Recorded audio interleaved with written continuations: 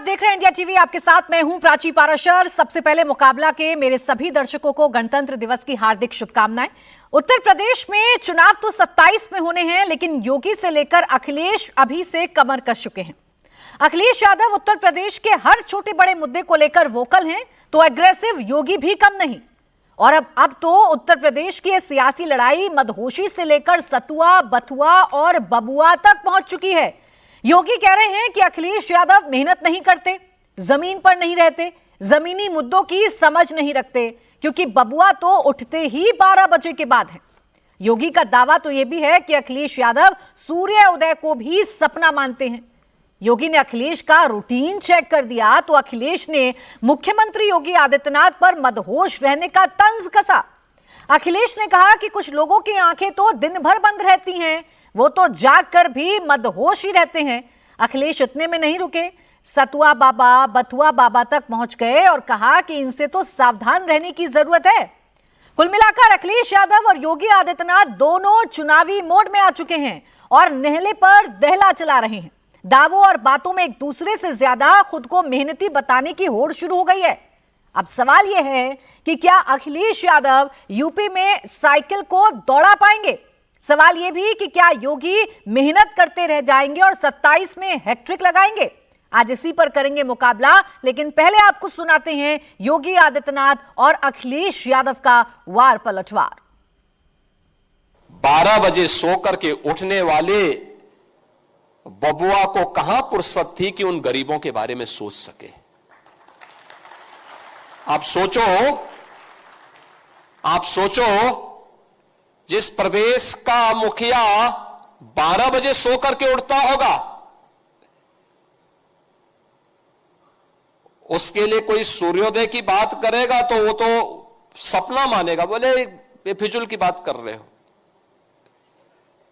क्योंकि उसको देश दुनिया की कोई जानकारी नहीं होगी, वो लेना भी नहीं चाहेगा। और परिणाम क्या होता था? उत्तर प्रदेश के नौजवान के सामने पहचान का संकट खड़ा होता था। उनको पता ही नहीं था कि बेसिक शिक्षा उनके समय में बंजर हो चुकी थी। और जिनकी आंखें दिन भर बंद रहती हैं, जाकर भी मदहोश रहते हैं। वो सुना है कोई एक सतुआ बाबा, एक बथुआ बाबा। मौसम तो बथुआ का है, तो इसलिए हम लोगों को बहुत सावधानी से रहना है। आइए इसी पर करेंगे चर्चा। खास मेहमान हमारे साथ हैं के शर्मा, प्रवक्ता भारतीय जनता पार्टी, अनुपम मिश्रा, प्रवक्ता आरएलजी, अनुराग भदौरिया, प्रवक्ता समाजवादी पार्टी, संदीप त्रिपाठी, नेता कांग्रेस। आप सभी का बहुत बहुत स्वागत है। अनुराग भदौरिया जी, जो सोवत है वो खोवत है। एक लाइन में मुख्यमंत्री योगी आदित्यनाथ ने आपकी पार्टी की परफॉर्मेंस सबका एक्सरे कर दिया है।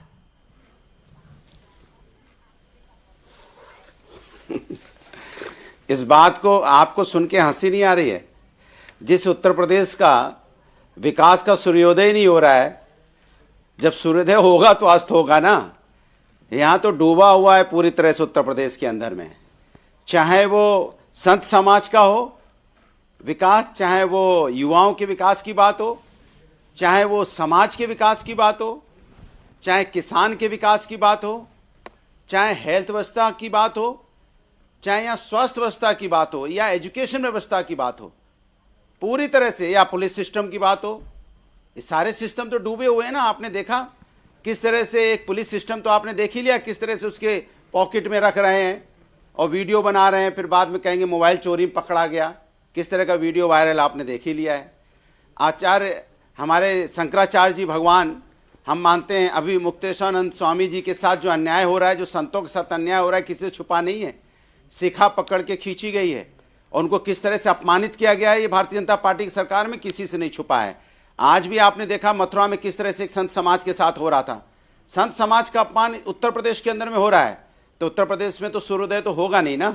यहाँ सूर्यास्त है पूरा। जब से भारतीय जनता पार्टी की सरकार आई है, उत्तर प्रदेश में सूर्योदय की कोई गुंजाइश ही नहीं बची है। अब जब हम लोग हमेशा जब सत्ता में थे, तब यहाँ सूर्योदय 4:30 बजे हो जाता था विकास का, और विकास का सूर्योदय होता था और उसके बाद वो अस्त नहीं होता था।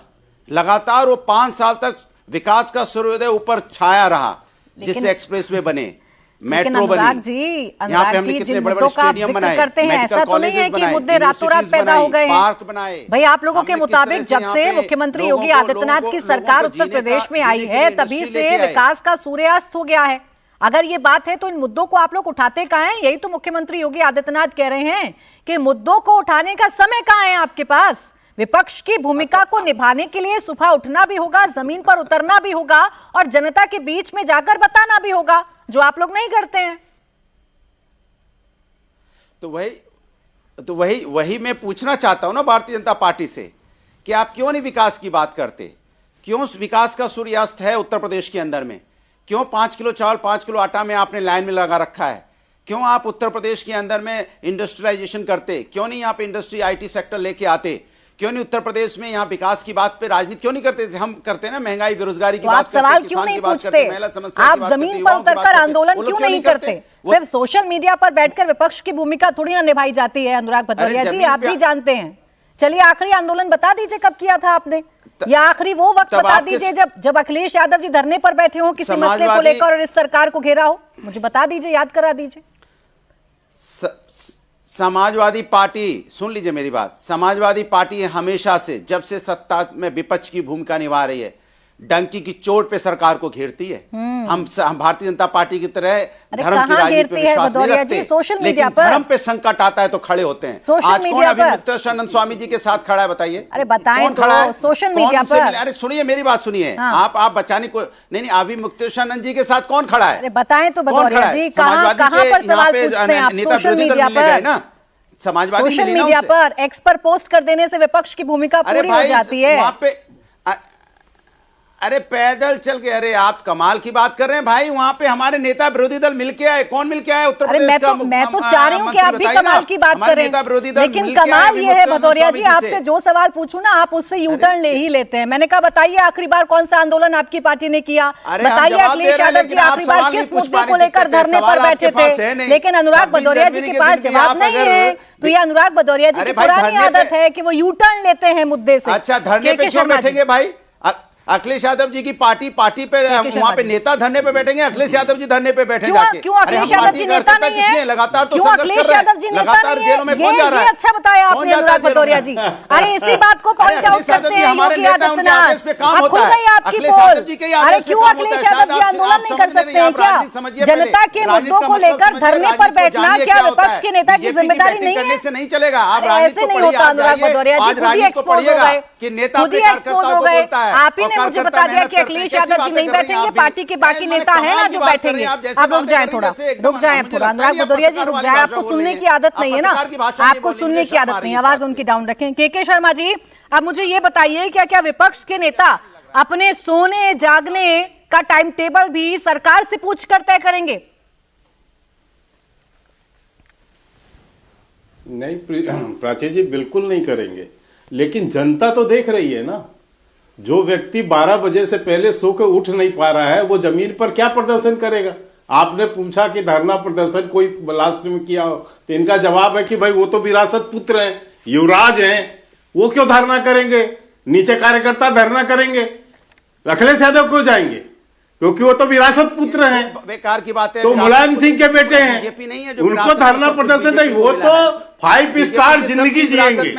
वो 12 बजे तक जो वो जगेंगे, 12 बजे सो के उठेंगे। भैया मैंने बीच में नहीं लाठी बरसाई, इसका जवाब प्राची जी, मैंने बीच में नहीं बोला, इनको कहिए भदौरिया जी अपने समय पर बोलिएगा। भदौरिया जी आपने तो बता दिया ना कि आपके नेता, आपने तो बता दिया कि आपके नेता धरने पर नहीं बैठेंगे क्योंकि ये काम करने के लिए पार्टी के और नेता है। अब जरा के शर्मा जी को उनकी पार्टी का बताने दीजिए। डाउन रखिए भदौरिया जी की आवाज, बोले के जी।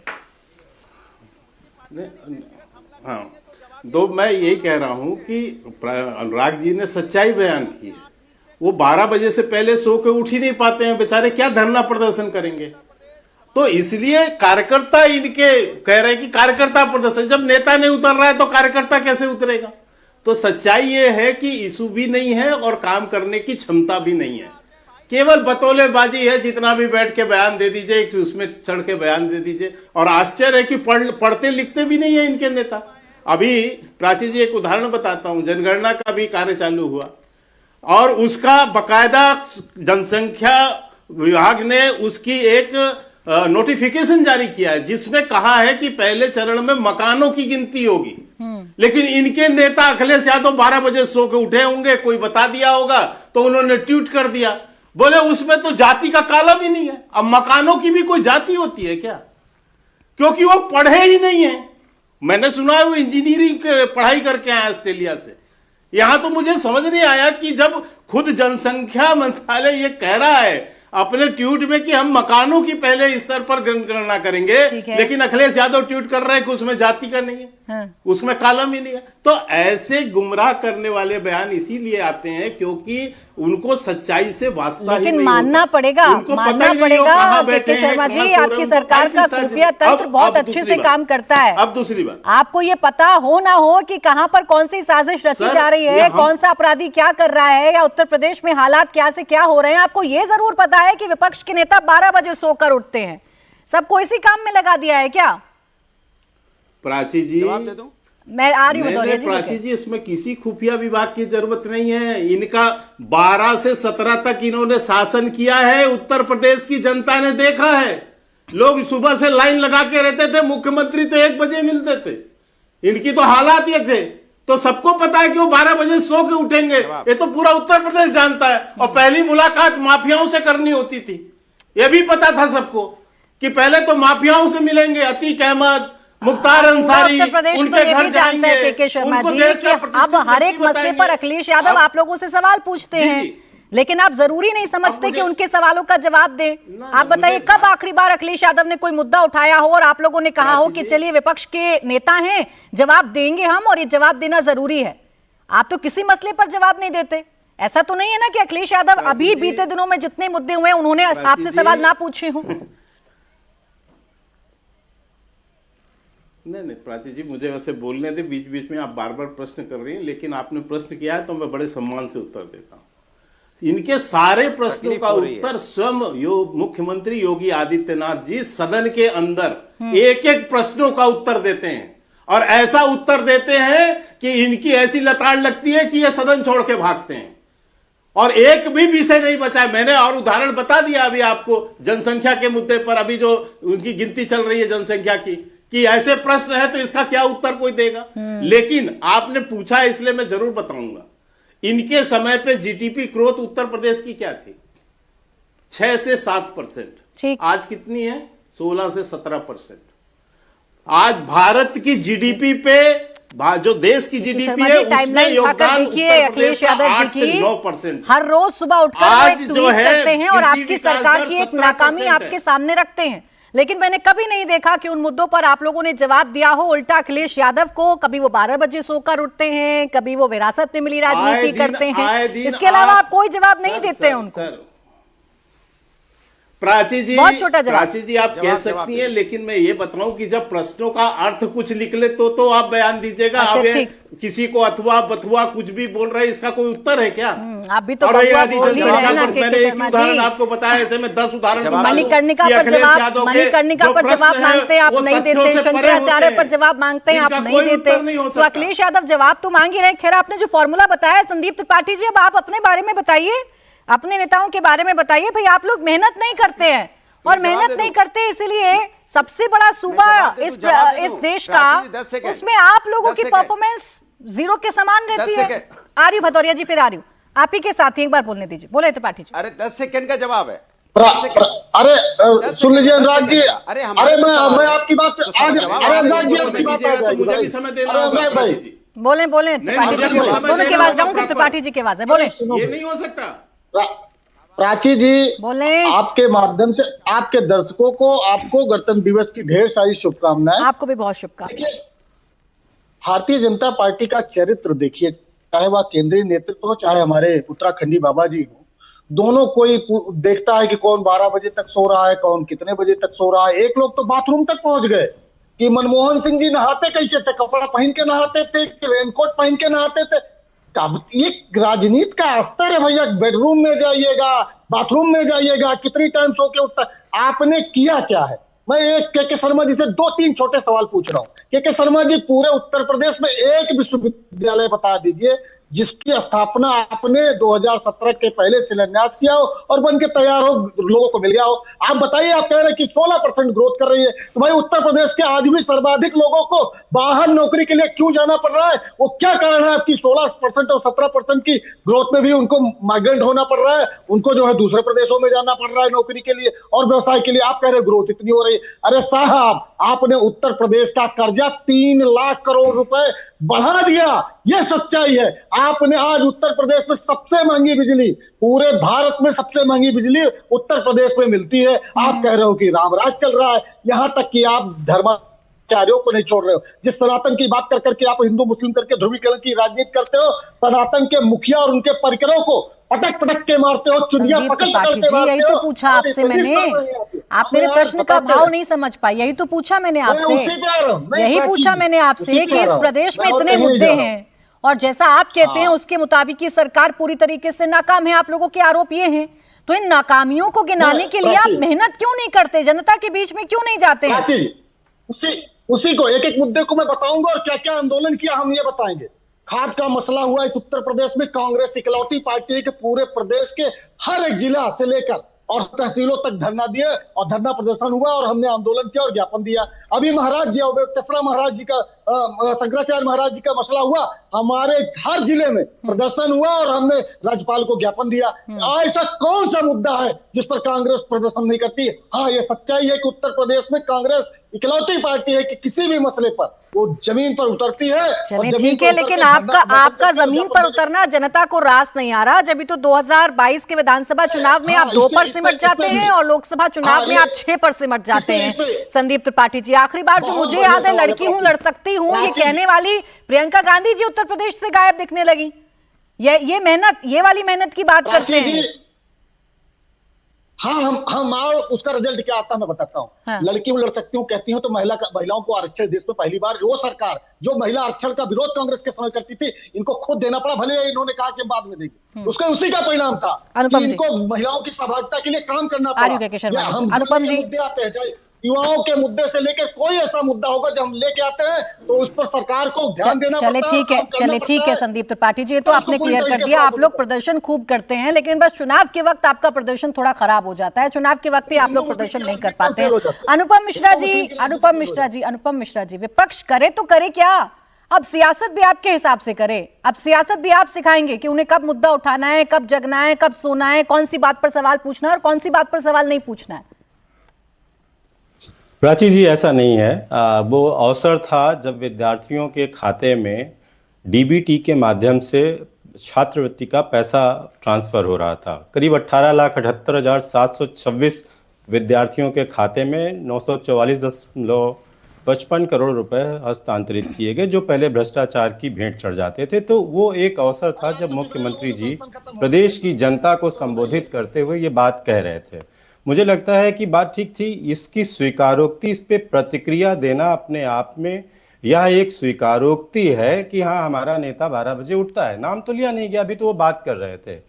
दूसरी बात ये है, आपकी बात से मैं सहमत इसलिए हूं कि ये अगर आप इनको इनके पास कोई मुद्दा यदि होगा, यदि कोई, आप भी अपने समय में बोलिएगा, आप बोल रहे थे, हम सुन रहे थे, तो आप बोलिएगा अपने समय में। नहीं है संदीप जी, रुक जाए। मैं तो आपके समय में सुन रहा था ना। आप तो त्रिपाठी जी सुलझे हुए आदमी लग रहे हैं, आप भदौरिया जी की तरह व्यवहार मत करिए। तो मेरा ये सिर्फ कहना है कि जब आपके पास अगर विषय होंगे तो आप आंदोलन करेंगे। आपके पास कोई विषय ऐसे बचे नहीं हैं। जनता को 2017 से लेकर के अब तक लगातार विकास दिख रहा है, जिसमें मुख्यमंत्री और उत्तर प्रदेश की एनडीए सरकार कंधे से कंधा मिलाकर कार्य कर रही है, आगे भी करती रहेगी। 2027 भी हमारा ही होगा। हम जनता के बीच में हैं, योजनाओं के साथ चल रहे हैं, कार्यक्रम के साथ चल रहे हैं, जनता से डायरेक्ट संवाद कर रहे हैं। इसलिए ये स्थिति है। और विपक्ष के लिए मुझे लगता है कि अगर संगति बदल लेंगे तो शब्दावली भी ठीक हो जाएगी। जो आज राजनीति में ये शब्दावली यूज हो रही, इसका प्रयोग अपने आप बंद हो जाएगा। ठीक है, तो मुझे एक विश्वविद्यालय का नाम पूछा था। रुक जाए संदीप त्रिपाठी जी, एक ही सवाल को रटकर उस पर पूरा डिबेट नहीं किया करते हैं ना। एक ही सवाल को रटकर उस पर पूरा डिबेट नहीं किया करते हैं। डिबेट को आगे बढ़ाते हैं, आगे चर्चा करते हैं और मसलों पर चर्चा करते हैं। शोएब जमे जी, शोएब जमेजी रुक जाए। संदीप त्रिपाठी जी, सबका नहीं मौका बता आता है पाएंगे, ना, दोनों मिलकर डिबेट करने का बता यही पाएंगे। तरीका होता है। जितनी मेहनत Thank डिबेट you। में सवाल पूछकर कर रहे हैं उससे आधी भी कर लेंगे तो अब शायद ये जमीन 2 का से भी कर बढ़कर 10 हो जाएंगी। इस पर भी Exactly। थोड़ा सा ध्यान आएगा। दीजिए। शोएब जी आप भी मुझे बता दीजिए, बैरिस्टर साहब कितने बजे सोकर उठते हैं, क्योंकि उत्तर प्रदेश में तो उसी का बोलबाला होगा जो सूर्य उदय देखेगा, जैसे मुख्यमंत्री बता रहे हैं।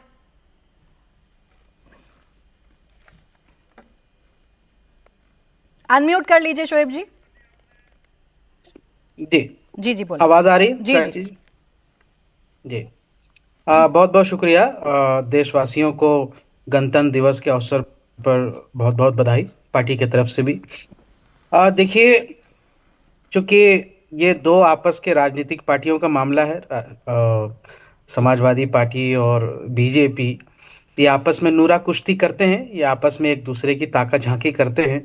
पर हमारे यहाँ कोई ऐसा चलन नहीं है कि हमारे कोई कार्यकर्ता या कोई दूसरी पार्टी हमारे राष्ट्रीय अध्यक्ष के लिए ताका झांकी करे।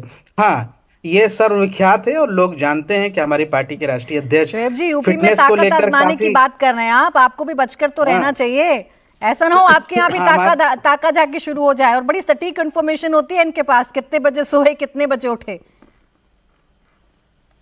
तो फिर उनको मालूम होना चाहिए कि हमारी पार्टी के राष्ट्रीय अध्यक्ष सुबह 4 बजे उठ जाते हैं, तहज्जुद की नमाज पढ़ते हैं, फजर की नमाज पढ़ते हैं और 2 घंटा जिम भी करते हैं। फिटनेस में बहुत ज्यादा क्रेज है उनका, उनसे ज्यादा जबरदस्त जिम कोई कर भी नहीं पाएगा। योगी जी हो चाहे अखिलेश यादव जी हो, वो तो फिसड्डी साबित हो जाएंगे फिटनेस के मामले में। अगर देखा जाए, बॉडी भी तो देखा होगा आपने। तो माशाल्लाह हमारी उनकी जो फिजिकल स्ट्रेंथ है वो भी बहुत शानदार है और हमारी जो राजनीतिक स्ट्रेंथ है वो भी बढ़ रही है। ठीक है, उत्तर प्रदेश के अंदर जरूर हम अपनी सियासी जो पिच है उस पर अपनी तैयारी कर रहे हैं और उसको हम आजमाएंगे 2027 के लिए जो तैयारियां चल रही है। लेकिन जहां तक एक बात है समाजवादी पार्टी के लिए, मैं सिर्फ इतना कहना चाहूंगा कि ये जरूर प्रदर्शन करते होंगे। जब इनके अपने नेता के लिए कुछ होता है तो वो पहुंच जाते हैं वहां पे अलीगढ़ में। जब यादव समाज के लिए बात आती है तब ये प्रदर्शन करने जाते हैं। लेकिन माफ कीजिएगा, चाहे संभल हो, चाहे बहराइच हो या बरेली हो, जहां जहां पे मुस्लिम समाज के ऊपर उत्पीड़न हुआ है, पुलिस का जुल्म हुआ है, वहां पर समाजवादी पार्टी का कोई लीडर प्रदर्शन करते हुए या धरना देते हुए मैंने अखिलेश यादव जी को कभी नहीं देखा। जब भी मदरसे और अखिलेश यादव मस्जिदें जी यहाँ क्यों से करें, उत्तर आपने प्रदेश सुना में नहीं तोड़ी शोएब गई, जी अभी। अखिलेश यादव जी क्यों करें, कार्यकर्ता है ना करने के लिए। प्रदर्शन करते हुए नहीं देखा। काश वो जाते, क्योंकि 92% मुस्लिम समाज आज भी समाजवादी पार्टी को वोट देता है। पिछली बार आपने चुनाव में देखा, इतना बड़ा जनमत एक समाज का किसी पार्टी शोएब के जी, लिए ये तो रहा हो आपका सवाल ही बेमानी हो गया ना। अनुराग जी ने बताया हमें डिबेट की शुरुआत में, शोएब जी यही तो बताया। अखिलेश यादव जी क्यों करें भाई धरना प्रदर्शन, कार्यकर्ता है ना करने के लिए, कार्यकर्ता कर रहे हैं, अब इससे सेटिस्फाई हो जाइए। शोएब जी काय लेकर आ रहे हैं अखिलेश यादव जी को धरने पर बिठाने के लिए? कार्यकर्ताओं के नाम पर यहाँ से 92% मुसलमानों ने यूपी में वोट नहीं दिया था समाजवादी पार्टी को पिछले विधानसभा चुनाव में। वो तो अखिलेश यादव जी के चेहरे पर दिया था ना।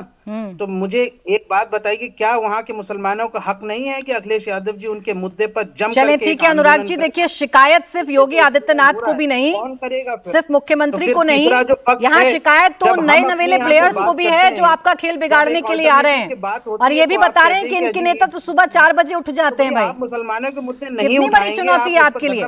शोएब जी रुक जाए, अनुराग जी अब मैं बोल लूं, मैं किसी के बीच में नहीं बोला। तो प्राची जी, आप मुझे पूरा विश्वास है कि आप मुझे बोलने देंगे। आपने कहा इनके पास सटीक इंफॉर्मेशन होती है, इसके मतलब बीजेपी तो गलत है, फर्जी इंफॉर्मेशन देती है और आप भी उसमें शामिल हो गए, कॉन्फिडेंस से बोल रहे हैं सटीक इंफॉर्मेशन होती है।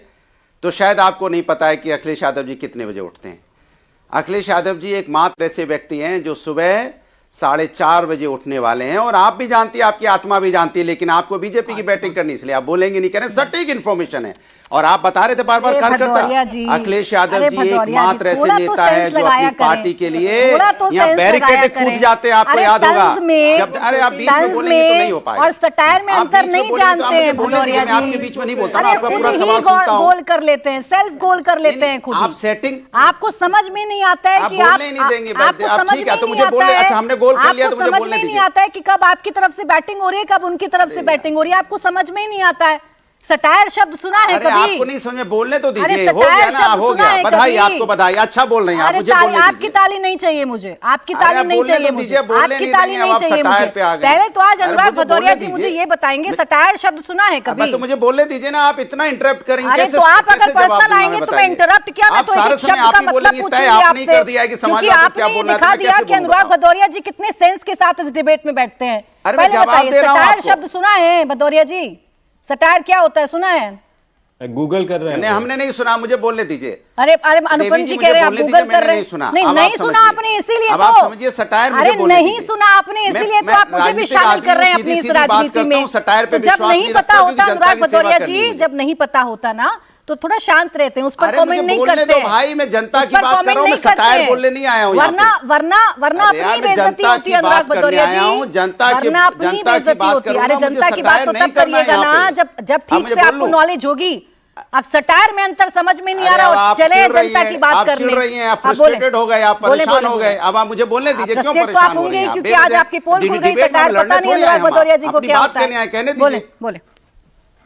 नहीं, मुझे नहीं पता सटायर। हाँ, नहीं अब मैं पता, बोलूं सब अपनी पता बात, चल मेरी गया है, पोल सबको खुल गया, पता चल मुझे गया बोलने है। दीजिए। हाँ, बोले, आपकी पोल बच गई है, मुझे मेरी अरे खुल गई, बोले मुझे तो बोलने दीजिए। बोले। अच्छा ठीक, सबको पता चल गया, हाँ, मुझे बोले, बोलने तो बोले दीजिए। बोले। देखिए, मैंने कहा, आपने कहा इनके पास सटीक इंफॉर्मेशन होती फिर है, उसी पर कॉन्फिडेंस से आपने कहा। तो मैं कह रहा हूं कि श्री अखिलेश यादव जी 4:30 बजे उठते हैं और उत्तर प्रदेश के सारे विभाग के अधिकारी, नेता, बीजेपी के सब जानते हैं, क्योंकि मुख्यमंत्री से घर उनका लगा हुआ है। उस सुबह 4:30 बजे टहलते हुए उनके सिक्योरिटी वाले भी देखते हैं, इसलिए ये इसमें कोई डिबेट की बात नहीं है। लेकिन आपने बोला कि अखिलेश यादव जी एकमात्र ऐसे नेता हैं जो खुद भी आपने देखा बैरिकेड फांद गए थे। आप पार्लियामेंट में, जब आपने देखा होगा पार्लियामेंट स्ट्रीट पे, आपको शायद याद होगा, जब इंडिया गठबंधन प्रदर्शन कर रहा था, जब वोट बचाने के यहाँ प्रदर्शन हो रहा था, 3-4 बैरिकेडिंग कूद गए थे। ऐसे नेता है वो। चलिए, ढूंढ लिया। फिटनेस की उनसे बात ना की जाए। अनुराग भदौरिया जी, अब मैं ताली बजा देती हूँ। अभी तक आप ताली बजाते हैं। चलिए, शो में आखिर में आते आते आपने एक वाक्य ढूंढ लिया। पहले गलती हो गई थी, अब उस गलती को आपने करेक्ट करके बता दिया कि बैरिकेडिंग फांदे थे एक बार अखिलेश यादव जी। चलिए, आपने मुझे बता तो दिया। हो गया, मैं अब रुक बोलूं जाए, अपनी बात। नहीं हुआ अनुराग भदौरिया जी, आपके हिसाब से थोड़ी ना चलेगा। समय खाते हैं आप पहले मेरी और बात उसके भी बाद आप ही फिर आप बोलेंगे, तो यहाँ मैं कैसे विक्टिम कार्ड डिबेट कर खेलने लगते हैं। पाऊंगा? आवाज डाउन करें इनकी। मैं फिर क्लियर कर देती हूँ, सटायर नाम की एक टर्मिनोलॉजी होती है अनुराग भदौरिया जी, जो शायद आपको समझ में नहीं आती है। उसे इस बार, अगली बार जब आएंगे डिबेट में, तो पढ़कर और समझकर आइएगा, बेहतर होगा आपके लिए। के शर्मा जी, फिर आ रही हूँ शोएब जी। के शर्मा जी, छोटा सा जवाब देता हूँ। मैं फिर आ रही हूँ शोएब जी। के शर्मा जी, अभी मैं समाजवादी पार्टी के अनुराग भदौरिया का तो कोई प्रश्न ही नहीं है जिसका जवाब दूं, लेकिन कांग्रेस के प्रवक्ता अभी बहुत बड़ी बड़ी बातें कर रहे थे। वो पूछ रहे थे उत्तर प्रदेश से जनता का पलायन क्यों हो रहा है। त्रिपाठी जी, जनता पलायन नहीं कर रही है, कांग्रेस का पलायन उत्तर प्रदेश की जनता ने कर दिया। तभी आपके हालात ये हैं कि 403 सीटों में मात्र 2 सीटों पे बचे। कांग्रेस का पलायन हो गया है उत्तर प्रदेश से। अर्थी, जो राजनीतिक अर्थी उठाने के लिए भी 4 लोगों के कंधे की जरूरत होती है। आपके पास तो 4 कंधे भी नहीं बचे। जनता ने उस लायक भी नहीं छोड़ा आपको। और आप बात करेंगे शंकराचार्यों की, आप शंकराचार्यों की बात अब बीच में मत बोलिए, मुझे बोलने दीजिए। एक मिनट, मुझे रांची जी, इनको थोड़ा आवाज कीजिए, मुझे बोलने दीजिए। बोले बोले। मैं इतना ही कहना चाह रहा हूं, शंकराचार्यों की आप बात कर रहे हैं। आपने क्या किया? सनातन धर्म की बात आप करेंगे? आपने काची कामकोटी के शंकराचार्य को सोनिया गांधी के इशारे पर 2.5 वर्ष जेल में रखा, 2.5 वर्ष जेल में रखा, और इसके बाद वो न्यायालय से छूटे निर्दोष होके। आपने करपाती महाराज के साथ साधु संतों को संसद मार्ग में गोलियों से भून डाला, गायों को भून डाला। इसी कारण से गांधी खानदान अपनी विनाश पर खड़ी है। आज उसका वंश नहीं चलना मुश्किल हो गया है। ये हालात में पहुंच गए हैं आप लोग। हाँ। आपने साधु संतों की हत्या की यहाँ पर, आपने भगवान राम के अस्तित्व को मानने से इनकार किया, आपने हिंदू धर्म को आतंकवादी कहा। आप लोगों को भी डरना आतंकवादी होता है हिंदू धर्म। के शर्मा जी, जब आप ये हालात जानते हैं कि आपने संत पैदा का किए अपमान इस देश भारी के पड़ता है, और आप हमको तो बता रहे हैं प्रयागराज में जो सनातन कुछ धर्म। हुआ उस पर भी आप लोगों को बोलना चाहिए। और इसीलिए मैं आपको याद दिला रहा हूँ, संतों का अपमान किस लेवल पर कहाँ अगर कहाँ ऐसे हुआ है। आगे आता है के शर्मा जी, तो बार बार अखिलेश यादव भूल याद दिला रहे हैं ना आपको कि संतन का अपमान हो गया। गलत है जो शंकराचार्य जी के साथ हुआ। नहीं, अरे रुके त्रिपाठी, और ये जो अखिलेश यादव जी सुना रहे हैं, ये वही शंकराचार्य हैं प्राची जी जिनको बनारस में लाठियों से मारा गया, लाठियों से पीटा अखिलेश की सरकार के समय में, अखिलेश यादव के इशारे पर। ये वही शंकराचार्य हैं। आप समझिए आप परिस्थिति को, जो हालात हैं। और मैं ये कम से कम कांग्रेस पार्टी सोच हुए कहा कि बिल्ली हज करने चली, तो सर उनकी भूल को और आप दोहरा रहे हैं। जिन्होंने बाबरी मस्जिद के समय क्या किया, कितने साधु संतों को गोलियों से भून डाला, शरीर लाल हो आप गए। अखिलेश यादव की ये हालात किया इन लोगों ने साधु संतों के शर्मा साथ। जी, आपको और अखिलेश सनातन यादव की धर्म का पार्टी ये से जो अलग है है ना, बात करते रहे। आप का इनकी भूल को दोहरा रहे हैं। शोएब जी आ रही हूँ, फिर मैं संदीप त्रिपाठी जी आ रही हूँ। शोएब जी बोले। कोई भूल नहीं दोहरा रहे हैं। देखिए जो भी कर रहे हैं कानून के अनुसार कर रहे हैं, कानून के पक्ष से कर रहे हैं, बोले। इसके लिए सब कुछ समान। शोएब जी बोले। आज शोएब जी एक बात तो तय है कि आज की डिबेट का जो वर्ड है वो है सटायर, ये तो समझ में आ गया। नहीं, हमारे एक प्रवक्ता महोदय को नॉस्टैल्जिया भी हो गया है, शायद इसलिए वो एक्सप्लेन करने लगे। लेकिन मैं आपको एक बात बताऊं, देखिए हमारी पार्टी की आंखें 24 घंटे खुली रहती है और हम 12 महीने जागे रहते हैं और 12 महीने तक समाज के मुद्दे उठाते रहते हैं, पार्लियामेंट में भी, सड़क पर भी और संसद में भी, कोर्ट के माध्यम से भी। तो एमआईएम पार्टी एक ऐसी पार्टी है जो 24 घंटे जागी रहती है और 12 महीने मुद्दे समाज के उठाते रहती है, खासतौर पर मुस्लिम समाज के मुद्दे। मैं ये पूछना हूं कि जो राजनीतिक पार्टियां सो रही हैं पिछले 5 सालों से, खासतौर पर जब मुसलमान समाज के मुद्दे आते हैं तब तो आंखें बंद हो जाती हैं। 12 बजे क्या, आप पूरे रात के 12 बजे तक भी नहीं जगते। उनके बारे में भी कुछ जवाब देंगे। ये भी एक सटायर है, अब इसको नॉस्टैल्जिया मत ले लीजिएगा एक्सप्लेनेशन। अनुराग जी ढूंढ कर लाए थे, ये सटायर का भी जवाब दे दीजिए। अनुराग जी ढूंढ कर लाए थे, वो बता रहे थे, तस्वीर उन्होंने याद दिलाई। अब ऐसे ना करें, उनके नेता आंदोलन करते हैं, शुरू में गलती हुई लेकिन बाद में उन्होंने सुधार लिया। अनुराग जी बिना इधर उधर जाए अगर आपको बात कहनी है तो 20 सेकंड दे रही हूँ, फिर मुझे खत्म करना है, बोले। देखिए प्राची जी मुझे बोलने दीजिए। आपने डिबेट समाजवादी पार्टी पे बुलाई है और मेरे बीच में आप बोलती है, शर्म आती है मुझे आपके साथ डिबेट करने में। तो सर मुझे भी शर्म आती है आपके साथ डिबेट करने में, यही आपकी दिक्कत है ना, यही आपकी दिक्कत है। आपको मुद्दा देती हूँ, आपको मौका देती हूँ, आप लड़ते हैं दूसरी तरफ जाने के लिए। आप इसे कहते हैं वेस्टेज ऑफ टाइम। आपको समाजवादी पार्टी का पक्ष रखना आता ही नहीं। इतना ही वक्त था मेरे पास। बहुत शुक्रिया आप सभी का हमारे साथ आज की चर्चा में जुड़ने के लिए।